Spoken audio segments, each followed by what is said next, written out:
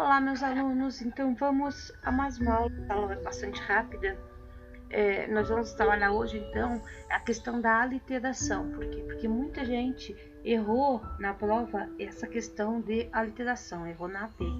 E é um tema importante porque, além de cair, sempre que cai nos vestibulares o simbolismo, cai uma questão sobre a literação. Em específico, cai sobre Cruz de Souza, certo?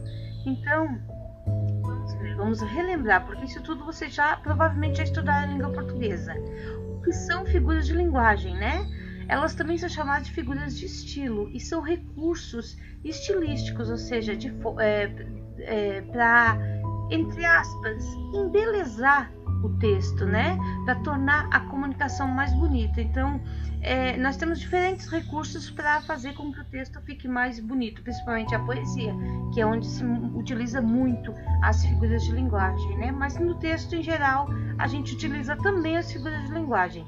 E elas podem ser classificadas em figuras de palavras ou semânticas, né? Que estão relacionadas à semântica. O que é isso? Ao significado das palavras, né? Então nós temos a metáfora, a comparação. A metáfora que é um tipo de comparação, então presta atenção. A metáfora é um tipo de figura de linguagem, certo? Relacionada à semântica, uma figura de semântica. A comparação, a metonímia e a sinestesia, que nos interessa aqui no simbolismo. As figuras de pensamento, que trabalham com combinação de ideias e pensamentos, e nesse caso nós teremos como exemplo a hipérbole, o eufemismo, a ironia, que a gente viu de Machado de Assis no romantismo, no naturalismo, né? E nós temos a personificação e a antítese. A personificação que é importante também aqui no simbolismo, e a antítese que também é importante. Lembra, a antítese é aquela ideias opostas, né? O bem e o mal, quando aparece no mesmo verso, o branco e o escuro, né? O branco e o negro e o preto, digamos assim, aparece muito a noite escura relacionada à claridade, alguma coisa assim. Figuras de sintaxe ou construção que se referem à estrutura gramatical da frase, essa não temos, não é tão relevante para o simbolismo, e as figuras de som ou harmonia, que estão relacionadas à sonoridade, isso é muito importante para nós, né? E nesse caso é que nós temos a aliteração e a assonância, entre muitas outras, certo? Então são as figuras de som ou harmonia. Então olha só, sinestesia, que a gente viu ali em cima, né? A sinestesia é relacionada à semântica da palavra, né? Então nós temos aqui, ó, ela é uma associação de sensações, certo? Então, por exemplo, ao som vermelho da canção de guerra, um verso do Pedro Kilkerrin, né? Som vermelho. O som não tem cor, mas o poeta utiliza esse recurso para ficar mais bonito, para tentar expressar melhor aquilo que ele está sentindo, ou aquilo que ele está vendo, no caso, né? Porque os simbolistas, eles desenham o mundo de acordo com a sua visão, de acordo com a sua interpretação. Essa pouca gente errou, essa da sinestesia, né? Porque é muito fácil a questão dos sentidos. Só para lembrar, quem não lembra quais são os sentidos, né? Audição, olfato, paladar, visão, né? São 5 sentidos. E a gente tem uma resposta muito boa da Beatriz Gomes, que colocou na nossa P, né? Então, qual é o exemplo de sinestesia que ela colocou, retirando do livro Broquéis? Ela colocou esses versos, né? Mais claro e fino do que as finas pratas, o som da tua voz deliciava na dolência velada das sonatas, como um perfume a tudo perfumava. Era um som feito luz, eram violatas em lânguida espiral que iluminava, brancas sonoridades de cascata, tanta harmonia melancolizava. Então ela disse que o autor misturava audição, paladar e visão, né? Com as palavras aqui, ó, som, luz e som, né? Luz e som. O som representa o que? Audição, mas aqui, ó, o som está relacionado a deliciava, né? O som não tem gosto, mas ele relacionou com o paladar, deliciava. Então, a audição e o paladar, né? Que ela colocou aqui a audição, paladar e visão. E aqui, ó, o som também relacionado, né? O som é a audição relacionada à visão, né? Luz se relaciona à visão. E aqui brancas e sonoridades. Sonoridade também é relacionada à audição e brancas que é relacionado também à visão. Então ele misturou o poeta aqui, Cruz de Souza, misturou diferentes sentidos, né? Paladar, visão e audição. E essa aqui não é muito difícil, né? Mas aí vamos para a próxima, que deu muita confusão. Então, a aliteração. Isso é muito importante. Então, por que eu estou revisando isso? Porque vão cair questões na nossa sobre esse assunto, certo? Então, a aliteração é a repetição de sons consonantais, ó, certo? A aliteração são sons consonantais ou sílabas com o mesmo fonema. Por que sílabas com o mesmo fonema? Porque às vezes a gente não tem o som consonantal, mas a gente tem o mesmo fonema que está sendo repetido. Por exemplo, C, né? O C, esse fonema S, pode ser escrito com S, pode ser escrito com Z, pode ser escrito com C, né? Então, às vezes a gente tem essa repetição do fonema, do som que um conjunto de palavras, de sílabas pode nos trazer. Então, pode ser consonantal ou um fonema que também está relacionado à consoante, né? E para que é usado? Para dar sonoridade e musicalidade ao poema. Então, uma boa resposta aqui é da Milena Mello, né? Braços nervosos, também retirado do livro que a gente fez da AB, né? O livro Broquéis do Cruz de Souza. Então, braços nervosos, brancas opulências, mais brancudas, fúlgidas, brancudas. Então, esse BR, né? Brr, isso aí não é uma consoante, né? Isso aqui já é um fonema, né? Braços, brancas, brumas, brancudas, né? Esse BR, né? Ela botou só o B, mas na verdade é o BR, né? Porque não é só o B. O Cruz de Souza repetiu aqui o BR, BR. Então são os mesmos fonemas para dar o quê? Para dar sonoridade e musicalidade, né? Então o poema, eu já falei várias vezes, ele foi construído inicialmente para ser cantado. Então quando a gente declama, de certa forma a gente está cantando os versos. Então, braços nervosos, brancuras opulências, mais brancuras, fúlgidas brancuras, certo? Então é para dar essa sonoridade. Para dar uma sonoridade melhor, seria bom ler o poema inteiro, né, que a gente perceberia, mas esse trecho já representa bastante. Uma outra resposta muito boa, né, da Neves Penteado, né, o F, né, esse aqui é diferente. Pode perceber que a Milena, ela colocou o BR, que é um fonema. Aqui nós temos a repetição do F da Neves Penteado aqui, né, e fria, fluente, frouxa claridade, esse F diferente, né, apesar de que a gente tem o FR, né, depois o FL, o FR de novo, mas é o F que é repetido, porque o R é mais forte, ó. Ele sibila frias, fluentes, frouxa claridade, né? Para dar o que? A musicalidade. E outra resposta muito boa também, né? Da Milene, né? O mesmo som do F.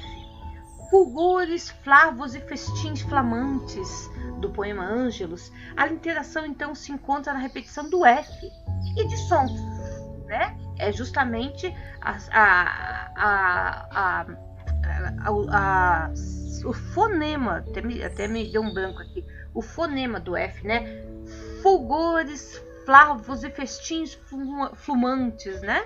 Então esse fonema que é repetido o tempo todo. E outra resposta da Daniela, né? O V, de um outro verso muito conhecido do Cruz de Souza, né? Vagas visões volúpicas velozes, do poema Supremo Desejo, né? A repetição do V também. Muito boas essas respostas. Então, a literação é repetição, né? Dos sons consonantais ou o mesmo fonema, sílabas com o mesmo fonema, né? Bom, e a assonância, essa é muito menos cobrada nesses tipos de provas, mas sempre que é cobrada junto com a aliteração, porque às vezes eles estão até juntos, né? A assonância é a repetição de sons vocálicos, e essas repetições de vogais pode acontecer em sílabas tônicas, nas sílabas tônicas da palavra, ou pode se destacar por meio da regularidade de uma sentença. Então, olha esse trecho do poema também de Cruz de Souza, né? Sinfonia do Ocaso. Seminosas como brumas diurnas, descem do ocaso as sombras harmoniosas, sombras veladas e musselinosas para as profundas solidões noturnas, sacrários virgens, sacrossantas urnas. Os céus resplandem de sidéreas rosas, da lua e das estrelas majestosas, iluminando a escuridão das furnas. Então, geralmente, essa repetição das vogais, que é a assonância, né? Geralmente está nas sílabas tônicas das palavras. Então, brumas, diurnas, chega até a rimar, né? Noturnas, urnas, lua, furnas. Então, essa repetição do som vocálico. Harmoniosas, musselinosas, né? Rosas, esqueci que rosas, majestosas. Essa repetição da vogal que dá a musicalidade ao poema. E aqui, né, nós temos outras duas estrofes em que a gente pode ver também essa assonância, né? Também do Cruz de Souza. Ó formas alvas, brancas, formas claras, de luares, de neves, de neblinas, ó formas vagas, fluídas, cristalinas, incensos dos turíbulos das aras. Então a gente tem essa repetição do ó formas, e do A também, alvas brancas, esse aqui é um A nasal, então não conta muito, mas esse alvas, formas, claras, aras, vagas, né? Essa repetição do A. E por que eu assinalei aqui o S também, né? Porque muitas vezes a assonância, ela utiliza também palavras no plural, porque o S, ele sibila e ele faz com que a sílaba com o som vocálico se prolongue, né? Então, fluídas, né? Brancas. Aqui, ó, formas alvas, né? Fica esse A, ele aumenta mais. O S, ele junta esses dois As também, ele dá uma amplitude maior para o A. E esse outro verso também, né? São dois versos de outro poema.